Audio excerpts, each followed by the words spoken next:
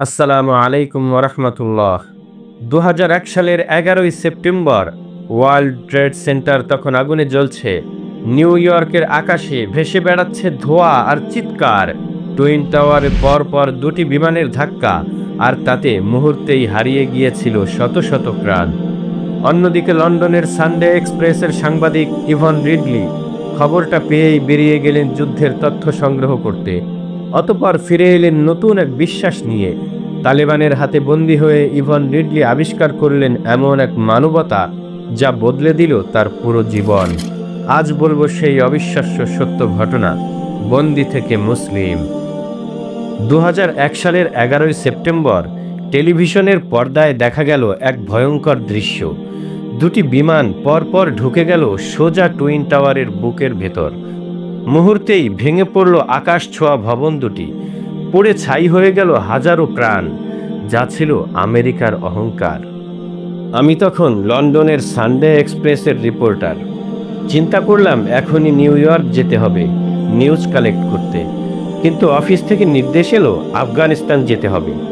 কিন্তু ভিসা জটিলতার কারণে আমি পাকিস্তান চলে যাই। সেখানে দুজন ট্রাভেল গাইডের সাহায্য নিয়ে বোরখা পরে খাইবার পাস সীমান্ত দিয়ে আফগানিস্তানে প্রবেশের সিদ্ধান্ত নেই। দীর্ঘ ৩৩ মাইল পাহাড়ের গিরিপথ পেরিয়ে আফগানিস্তানের জালালাবাদে প্রবেশ করতে সক্ষম হই। এর আগে আফগানিস্তান নিয়ে আমার ধারণা ছিল তালেবানের দেশে নারী মানেই অন্ধকার জীবন, কিন্তু সেখানে গিয়ে অবাক হলাম। পুরুষেরা বাজার করছে, নারীরা পরিবারের সঙ্গে চলাফেরা করছে। তাদের মুখে ভয় নেই, বরং এক ধরনের প্রশান্তি। আমার মনে তখন প্রশ্ন হলো, এরা কি সত্যিই সেই নিষ্ঠুর তালেবানদের দেশবাসী? তখন আসন্ন যুদ্ধের কথা ভেবে চারপাশে খুব থমথমে পরিবেশ বিরাজ করছে। প্রশাসনও খুব সতর্ক, বিশেষ করে বিদেশি কাউকে দেখলেই জিজ্ঞাসাবাদ ও আটক করছে। একটা সময় আমরা ধরা পড়ে যাওয়ার আশঙ্কা করি। সীমান্তের ওই পথে কোনো গাড়ি না পেয়ে গাধায় চড়ে সীমান্ত পার হওয়ার চেষ্টা করি। এমন সময় আমার সঙ্গে লুকিয়ে থাকা ক্যামেরাটি মাটিতে পড়ে যায়। আমি ক্যামেরাটি তুলতেই দেখি একজন তালেবান সৈনিক আমার দিকে তাকিয়ে আছে। আমি খুব ভয় পেয়ে গেলাম এবং মনে মনে ভাবতে লাগলাম, এটাই হয়তো আমার জীবনের শেষ দিন। হয়তো এখনই একটা গুলি এসে আমার বুকে লাগবে। কিন্তু না, আমি দেখতে পেলাম যে তালেবান ওই সৈনিক আমার সেই গাইডদেরকে দাঁড় করালো এবং তাদেরকে চিৎকার করে বলল যে, তোমরা কোন সাহসে ক্যামেরা নিয়ে এখানে এসেছো? কারণ আফগানিস্তানে তখন অনুমতি ছাড়া ক্যামেরা ব্যবহার করা নিষিদ্ধ ছিল। আমার গাইডদের ধরে তখন তিনি বিভিন্ন বিষয়ে জেরা করছিলেন। এমন সময় অনেক মানুষ এসে সেখানে জড়ো হতে লাগলো।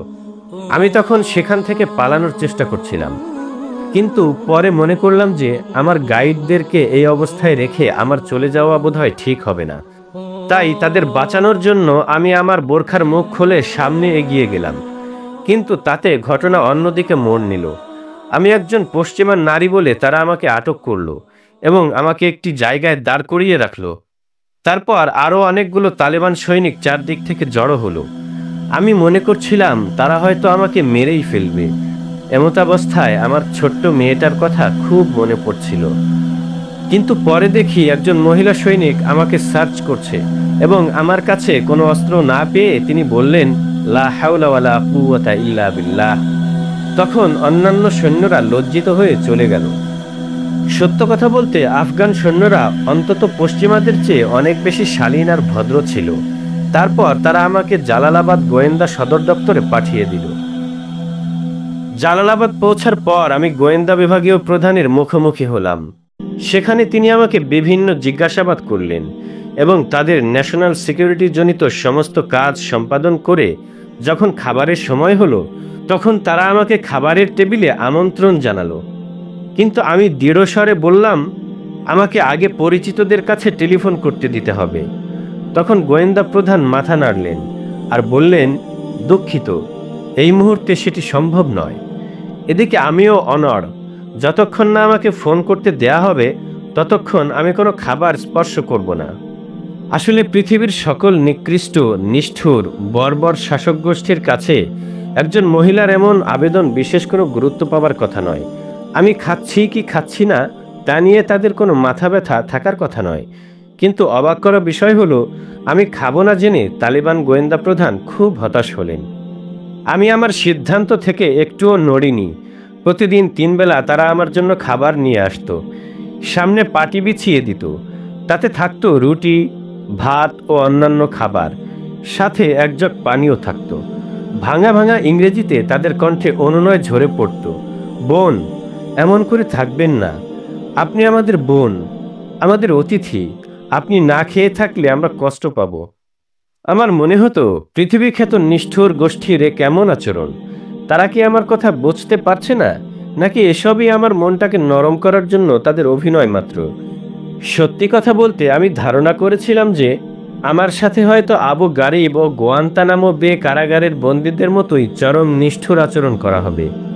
এমনকি ধর্ষণ, শ্লীলতাহানির মতো পরিস্থিতিরও মুখোমুখি হওয়া বিচিত্র কিছু নয়।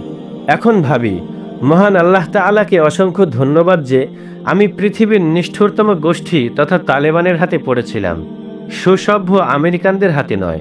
তার 6 দিন পর এক গম্ভীর শান্ত মাওলানা আমার সাথে দেখা করতে এলেন। তার মুখে মুচকি হাসি, হাতে তসবিহ। তিনি আমার ধর্ম সম্পর্কে জানতে চাইলেন। আমি বললাম আমি খ্রিস্টান। তিনি বললেন, ইসলাম সম্পর্কে তোমার ধারণা কি বোন? তখন আমি বললাম, ইসলাম একটা চমৎকার ও অসাধারণ ধর্ম। ইসলামের বড়ত্ব ও মহত্ব নিয়ে 2-3 মিনিট বলতে থাকলাম। আমি থামতেই তিনি মুচকি হেসে বললেন, ইসলাম হলো সুন্দরতম ধর্ম। আমি বললাম, একদম সঠিক বলেছেন। আমি ইসলাম সম্পর্কে আরও কিছু বলার পরে তিনি আমাকে বললেন, তাহলে নিশ্চয়ই আপনি এখন ইসলাম ধর্ম গ্রহণ করবেন? আমি দেখলাম এ তো মহা বিপদ। নিজের ফাঁদে নিজেই আটকে গেলাম। শেষে বললাম, দেখুন, বন্দি অবস্থায় থেকে আমি এত বড় সিদ্ধান্ত নিতে পারবো না। তবে কথা দিচ্ছি, যদি আপনারা আমাকে ছেড়ে দেন, আমি কোরআন পড়ব আর ইসলাম নিয়ে গবেষণা করব। তখন সেই মাওলানা আর কোনো কথা না বলে মুচকি হেসে আমাকে বিদায় জানিয়ে চলে গেলেন। ভিসা পাসপোর্টবিহীন একজন বিদেশি নাগরিক হিসেবে আফগানিস্তানে প্রবেশের দায়ে আমাকে কাবুল শহরের একটি জেলখানায় প্রেরণ করা হয়েছিল।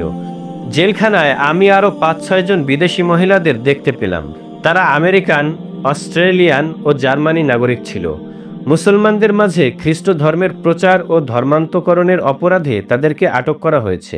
আমি দেখলাম তারা এখানে গান গাইছে, বাইবেল পড়ছে ও নিজ নিজ ধর্ম চর্চা করছে। তাদের সাথে কথা বলে ভালো লাগলো। বুঝতে পারলাম তারা এখানে ভালোই আছেন। পশ্চিমা মিডিয়াগুলোতে যা দেখে এসেছিলাম, আফগানিস্তানে নারীদের কোনো মর্যাদা নেই, অন্য ধর্মের কোনো স্থান নেই। কিন্তু এখানে এসে দেখলাম সম্পূর্ণ বিপরীত এক ইসলাম এবং তালেবান। হঠাৎ একদিন কি হলো জানি না, দারুণ এক অবসাদ পেয়ে বসলো আমাকে। আমি নিদারুণ কান্নায় ভেঙে পড়লাম। এটা ছিল আমার বন্দি জীবনের প্রথম অশ্রু।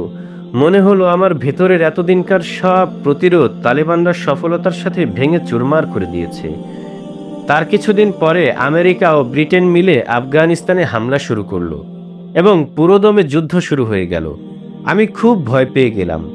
ভাবলাম ব্রিটেনের সাথে যুদ্ধ, তাহলে হয়তো তারা এখন আমাকে আর ছাড়বে না। কিন্তু পরের দিন সকালে আমার দরজার কড়া নড়ে উঠল।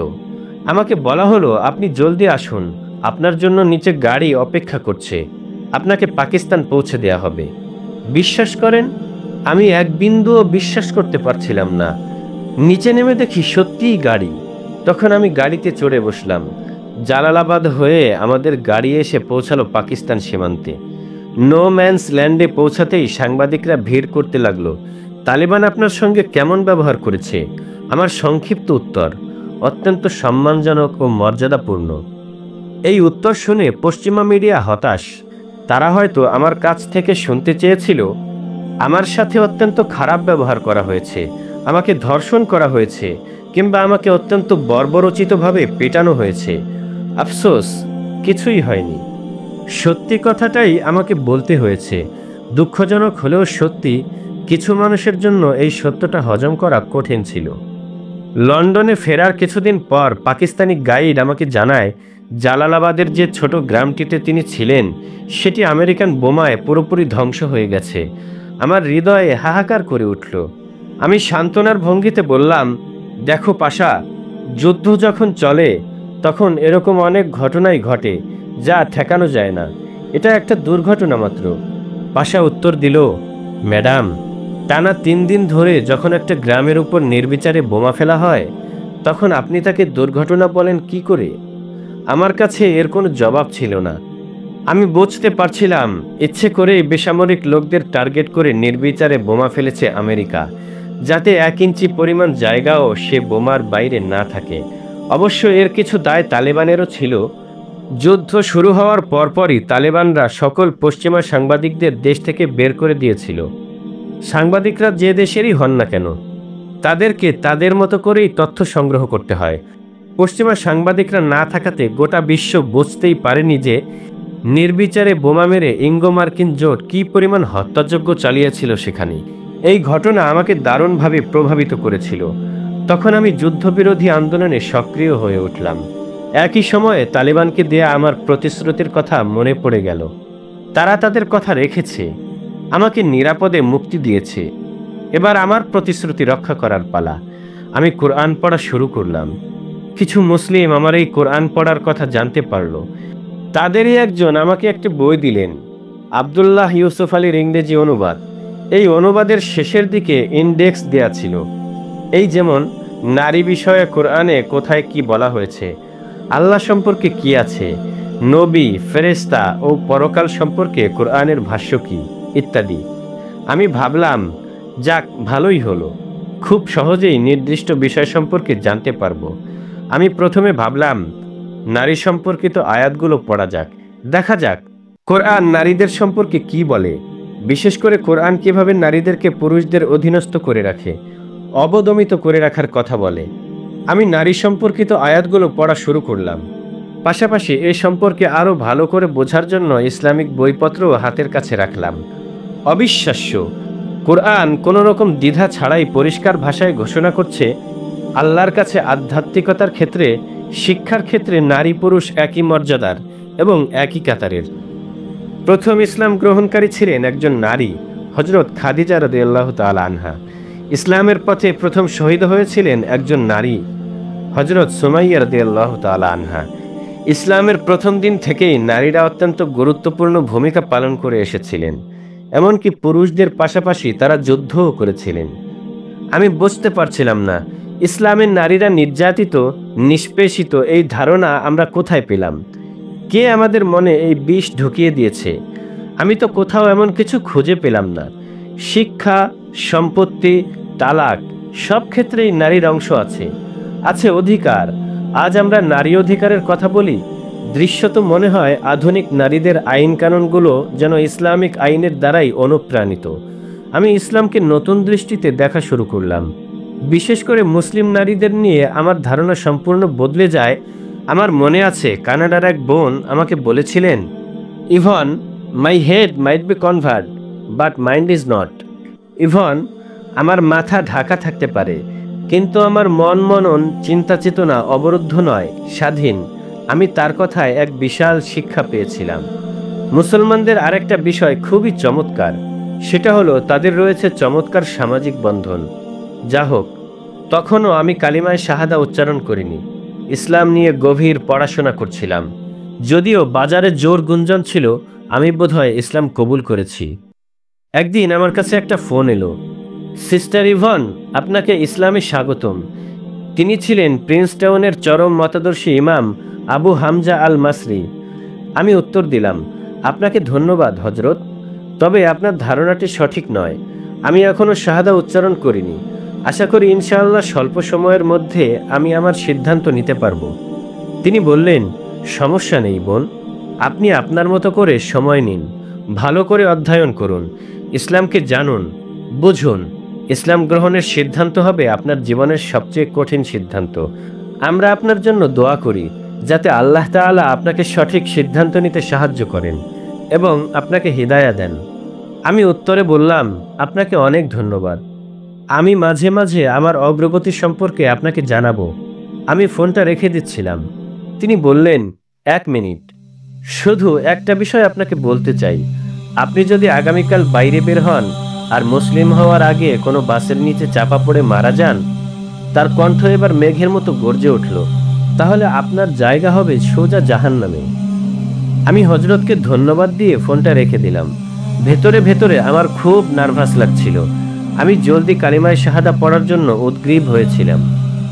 অবশেষে 2003 সালের 30শে জুন সকাল 11:30 আমি কালিমায়ে শাহাদা উচ্চারণ করলাম।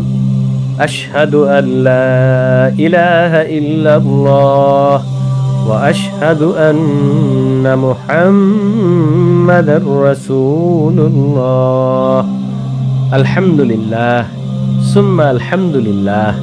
এর মধ্য দিয়েই আমি যোগ দিলাম পৃথিবীর সবচেয়ে বড় আর সবচেয়ে আপন এক বিশাল পরিবারে। আমি বিশ্বাস করি পৃথিবীর যে প্রান্তেই আমি থাকি না কেন, আমার মুসলিম ভাই বোনেরা আমাকে আপন করে নেবেন ইনশাআল্লাহ তাআলা। প্রিয় শ্রোতাগণ, আজকের ঘটনাটি এ পর্যন্তই। আমাদের ভিডিওগুলো ভালো লাগলে চ্যানেলটি অবশ্যই সাবস্ক্রাইব করে রাখবেন। ইনশাআল্লাহ দেখা হবে আরও একটি নতুন পর্বে। সে পর্যন্ত সবাই ভালো থাকুন, সুস্থ থাকুন। আল্লাহ হাফেজ। আসসালামু আলাইকুম ওয়া রাহমাতুল্লাহ।